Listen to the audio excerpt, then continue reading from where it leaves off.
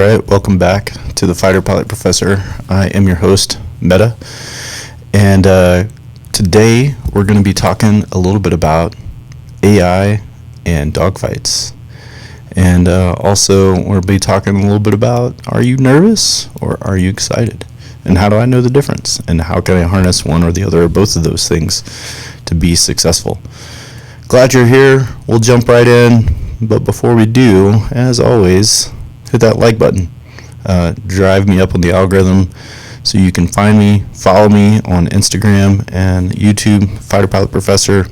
Drop your questions in the comments there and let me know what you want to talk about. And then you can get this podcast wherever you find your podcasts. Here we go.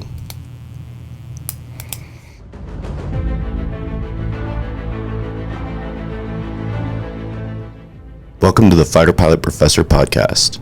I'm your host, Meta. And in the Fighter Pilot Professor podcast, every week we examine world events and your daily life through the mind of a fighter pilot. The episodes answer your questions harnessing my experience in 25 years of flying fighter jets and my PhD in history, policy, and strategy. You can tune in wherever you find your favorite podcast. You can follow me on Instagram and on YouTube, the Fighter Pilot Professor.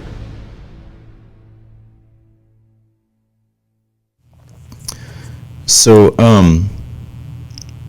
back in 2020, and frankly, you may have missed this because lots of things were happening in 2020.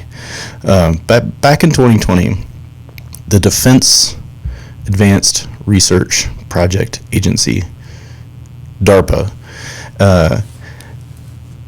executed, along with the Air Force, this trial called the Alpha Dogfight Trials. And basically what it was a simulated dogfight between two AI pilots in simulated aircraft. And they did it tournament style with the competitors fighting it out. And then the winning competitor eventually went on to fight against a human pilot in a simulated dogfight. And it won. And this was a big deal. Especially if you're a fighter pilot nerd like me, or if you were in advanced defense industry or something like that, and then it's a big deal to think about these things, right? We're on the verge of killer robots. Not really. Frankly, it was a very limited test series dogfight in a simulator, but DARPA and the companies involved learned a lot, and the Air Force learned a lot. DoD learned a lot about how AI works and how it can fly aircraft and that kind of stuff. Between then and now, so in 2022, 2023, and into early 2024, the Air Force put this particular AI software on its X-62 Vista aircraft out at Edwards Air Force Base, which is a test platform that can take different types of flight control software and can actually change the flight configuration or the flight characteristics of this aircraft. It's an F-16 based aircraft. It does some really interesting things, but needless to say, with different types of software in it, they can use this aircraft to simulate or emulate different flight characteristics of different aircraft. The other thing that it can do now is that you can load AI pilots and onto the aircraft, and it can fly the airplane just like it did in the simulator during the Alpha Dogfight Trials.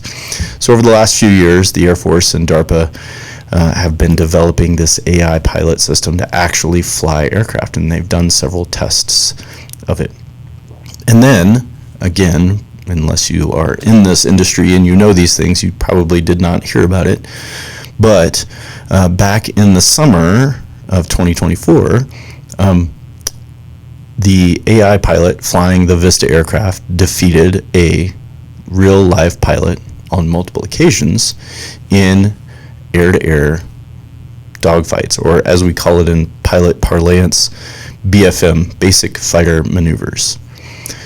And while this is truly groundbreaking, I thought it would be interesting to sort of discuss why we're not quite to killer robots yet, right? We're not quite to AI totally executing,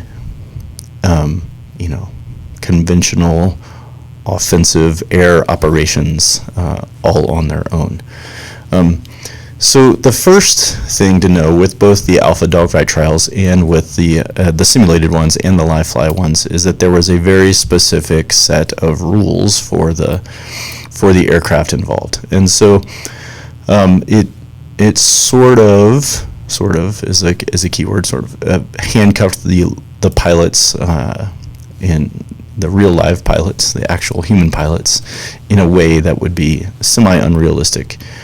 Some of that's for safety of all the players involved, and some of that's just to sort of see or provide the AI pilots a platform to test this capability out.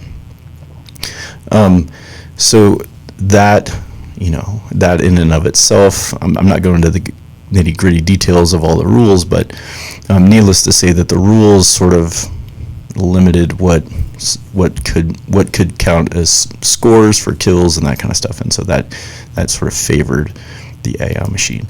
But on the other hand, what it revealed was just how much of an advantage machine learning and AI can be in these sort of situations. And so just to sort of break it down, what these 1v1 dogfights, or BFM as we say in fighter pilot land, what it requires the pilot to do is see and assess what the adversary aircraft is doing, and see and assess what their own aircraft is doing, and make very rapid decisions about how to maneuver their aircraft. And these are based on things like range, what we call aspect angle, so sort of the difference between which direction your airplane's pointed and which direction their airplane's pointed, heading crossing angle, which is a similar but slightly different measurement, and have a whole other bunch of technical details that, as a pilot, when you're doing these types of engagements, you are constantly assessing mentally and visually, and sort of piling up these cues that can tell you everything that you might want to know about what the adversary aircraft is doing. Similarly, you're doing the same thing with your own aircraft. What altitude am I at? How fast am I going? How many G's am I pulling? What sort of power setting do I have right now? And what are the capabilities of my own particular airplane? Obviously, a computer can make these sort of assessments much, much faster than a human pilot, right? And also they can take into account a much larger volume of data than a human can, right? And so whereas a human pilot is sort of taking brief snapshots, and let's say we're operating, human pilots operating on the 1/10 of a second sort of time frame, well, the AI pilot is taking in 10 times the amount of data and operating on, milliseconds sort of speeds, right? And so that advantage of being able to take in all that data and make faster decisions with more data means that the AI pilot can be more efficient and react quicker, and make better decisions about how the airplane needs to be employed against the adversary. And so that whole thing, although still in its nascent form, sort of shows what AI can do in a combat aircraft, right? And there's a lot of steps to get to where I think where we're going, but I think the first step that the U.S. military and other militaries are striving towards is these sort of manned, unmanned teams where you have humans flying aircraft and AI pilots flying other aircraft, and the humans tell the AI pilots to go do this sort of mission, and they're able to accomplish that mission, right, in this sort of human-controlled, teamed system between AI-piloted aircraft and human-piloted aircraft.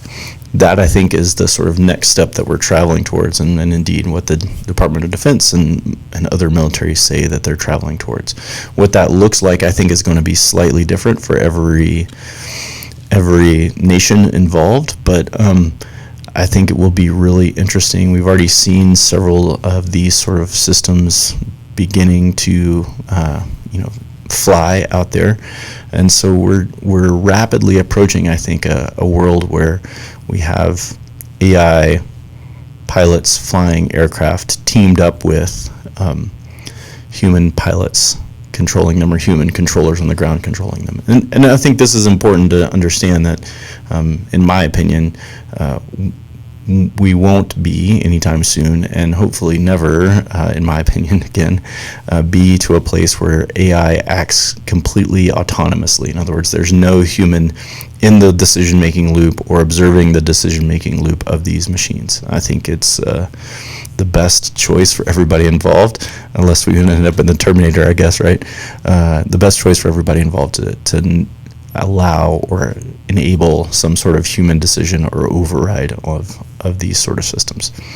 Nevertheless, all of this is very exciting and interesting, and we'll see where it goes in the near future.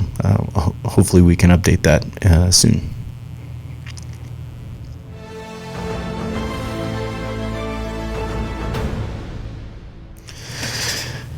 Okay, so I think it's good to talk about, like, what do I do? How do I deal with being nervous around something, and what do I do with those nerves, and what does that mean? Am I nervous or excited?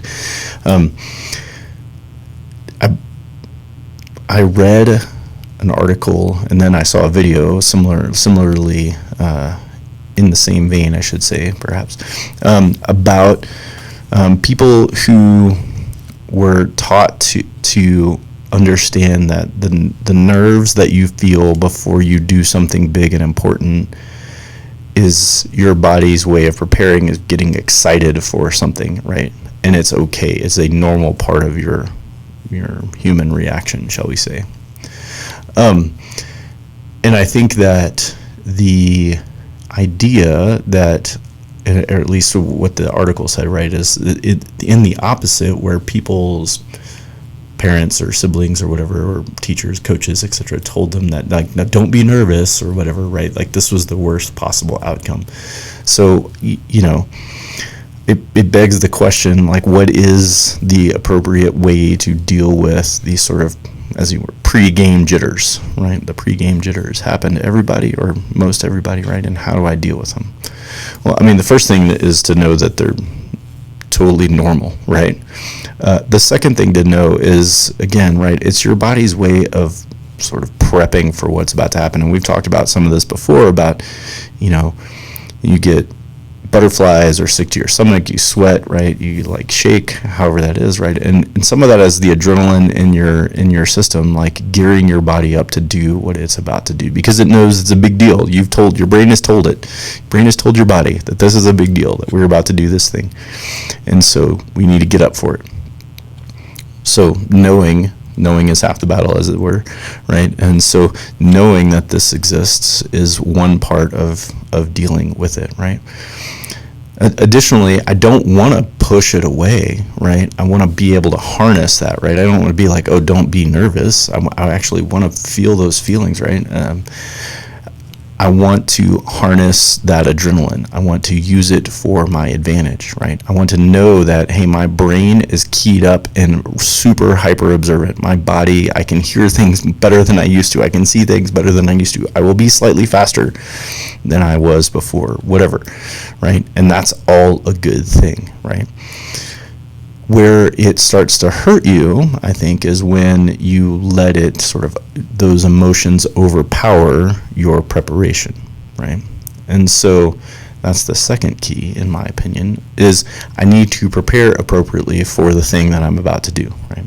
Practice my speech, if that's what I'm doing, practice my piano piece, practice my plays, whatever, right? Whatever it is that I am doing, I need to practice those things so that I have them down and know that I can do them under pressure, perform them when the moment matters, right? And so that's the second piece of it, right? The third piece of it is sort of, we'll say, doing your job parts, right? So, like, don't let that nerves or adrenaline sort of overpower your own capability, right? Like, make your body and your brain or make your brain, make your body observe the rules of what it is you're about to do, right? Know your job and prepare for it, and then harness that nervousness to do your job the best that it can, but don't let it get away from you, right? I need to keep it under control. And well, how do I even go about doing that? Great question, right? The how do I go about doing that, keeping it all under control, is, well, first back up to the recognize that this is going to happen, right? But then I think most importantly, right, is it's sort of what I'll call mental focus, right? I need to harness these things to then mentally focus on the things that I've prepared. I've prepared certain things to do the thing that I'm going to do. And so instead of letting my brain and my body run wild with all of the extra information that I'm gathering, right, and the extra adrenaline that's pumping, right, I need to just channel that into the thing that I've prepared. So know that it's going to happen, prepare in advance, and then channel that knowing, as it were, into the thing that I prepared in advance. Focus in very specifically on the thing that you're doing, right? Because what's going to happen is there's going to be all of this other sensory information coming in. Your brain, your body are processing the information at a much faster level, right? The stimulus involved are much higher, right? And I can easily become distracted by all those things. So I have to drown out all of that noise and focus in on the thing that I prepared, right? Whatever my job is, my speech, my position, my piece of music, whatever, right? I need to focus in on that one thing. And if I can do those things, then I can harness that nervousness. I can harness that excitement for good, right? And knowing that it's going to happen, it's going to allow me to prepare appropriately, right? There's also tons of other things you can do, right? Tons of sports psychologists, etc., have all kinds of good ideas about deep breathing and visualizations, and we've talked about some of these things, right? Visualizing in advance, controlling your breathing, etc., to help you sort of harness those things and focus your brain in, will even advance your abilities even further. So hopefully that helps to know the difference between nervous and excited. The answer is you're both nervous and excited, and that's a good thing. You should be ready for it, right? As always, drop your comments, hit like, follow me, get me up there in the algorithm, make it easier for you to follow my podcast, or to tell your friends about my podcast. Spread the word, right? Share it with somebody else. You can find me on YouTube, Instagram, Fighter Professor, wherever you find your podcasts. Have a good one.